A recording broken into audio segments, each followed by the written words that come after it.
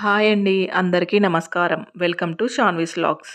ఈరోజు మన కిచెన్‌లో రెసిపీ వచ్చేసి టమాటో కర్రీ. ఈ టమాటో కర్రీని మనం రుచిగా ఎలా తయారు చేయాలో ఆ ప్రాసెస్‌ని ఈరోజు మనం తెలుసుకుందాం. ఫస్ట్ అయితే హాఫ్ కేజీ టమాటోస్‌ని ఇలా తీసుకొని బాగా కడగండి. కడిగిన తర్వాత ఇలా సన్నగా కట్ చేసుకొని పక్కనుంచుకోండి. తర్వాత స్టవ్ ఆన్ చేసి ప్యాన్ ఉంచి కొంచెం ఆయిల్‌ని వేసుకొని హీట్ అయిన తర్వాత పోపు దినుసులను యాడ్ చేసుకుందాం.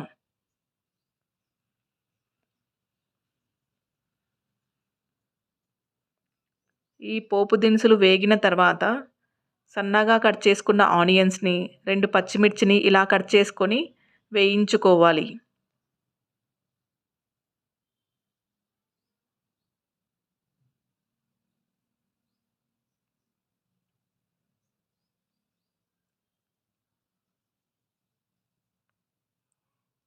ఇలా వేయించుకున్న తర్వాత ఒక స్పూన్ జింజర్ గార్లిక్ పేస్ట్‌ని యాడ్ చేసుకొని బాగా కలపండి. కొంచెం పసుపును యాడ్ చేసుకొని పోపు మొత్తం బాగా కలిసేలాగా కలపండి. ఇప్పుడు మనం కట్ చేసి పక్కనుంచుకున్న టమాటో ముక్కల్ని యాడ్ చేసుకుందాం. ఇలా యాడ్ చేసుకున్న తర్వాత టమాటో ముక్కలు పోపులో బాగా కలిసేలాగా కలపండి.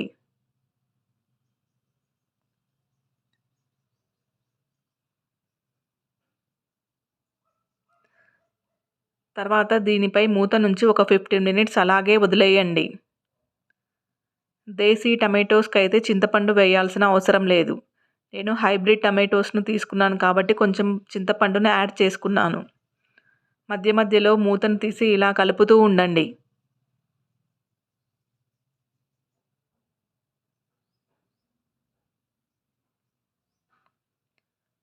చూడండి, టమాటోస్ అయితే ఒక 60% కుక్ అయిపోయాయి.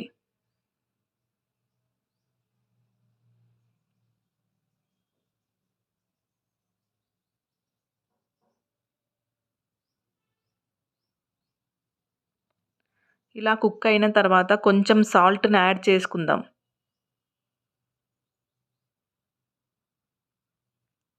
ఆల్రెడీ మనం పచ్చిమిర్చిని వేసుకున్నాం కాబట్టి చూసుకొని కారంను యాడ్ చేసుకోండి.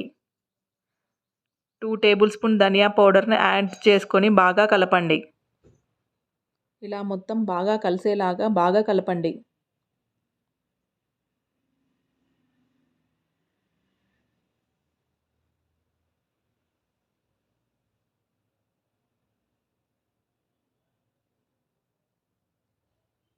ఇలా దీనిపై మూత నుంచి 15 మినిట్స్ అలాగే వదిలేయండి. 15 మినిట్స్ తర్వాత ఇలా మూత తీసి చివరలో కొత్తిమీరను యాడ్ చేసుకొని బాగా కలపండి.